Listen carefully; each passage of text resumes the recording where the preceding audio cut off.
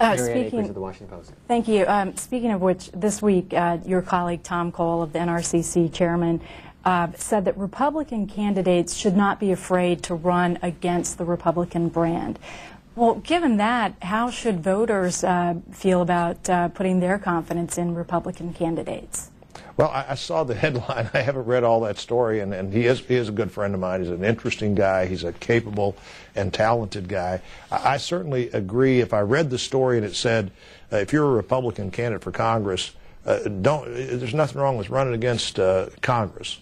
And there's nothing wrong with running against business as usual. It's one of the reasons, Marianne, that even though we've got a number of vacancies in this election year, as we always do, again, the last 12 years I've been here, only one time did the Democrats have more vacancies than we had, even when we were in the majority. Our people come, they go.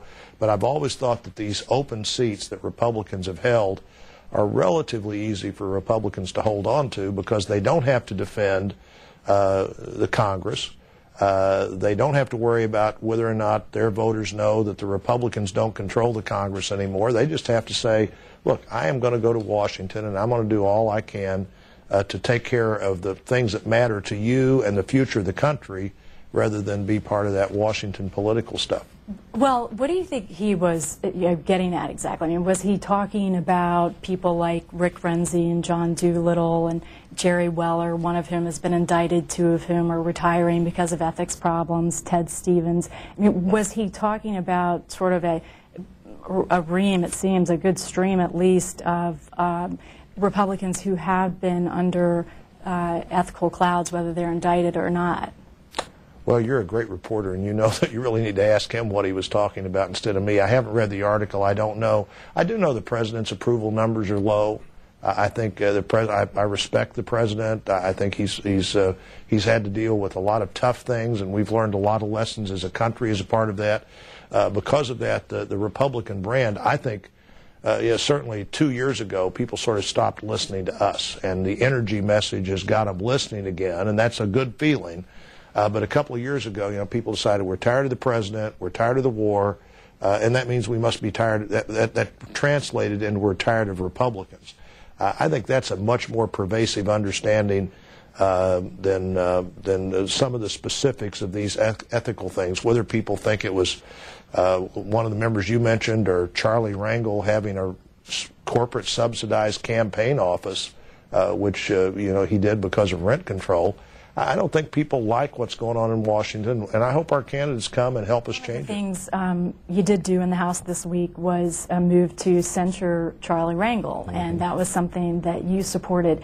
I'm just wondering if you can tell me whether you think Republicans are opening themselves up to charges of hypocrisy, given the number of your members that have ethical problems, ethical charges against them. Do you see that as a problem? I mean, should Rick Renzi, for example, be censured? Should Jerry Weller be censured? He hasn't been charged with anything, of course, but news articles have said that he has bad land deals in Nicaragua. So what about the Republican members? I think that the people you mentioned have all said they're innocent and denied the facts involved.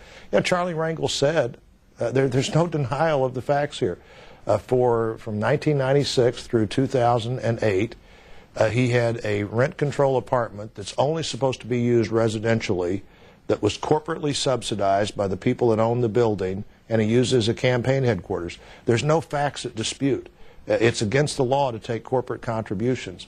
This is about as cut and dried as anything can possibly be. I did support the resolution, but the vote wasn't on that. The vote was whether we even debate for an hour what the facts were. The facts here are indisputable.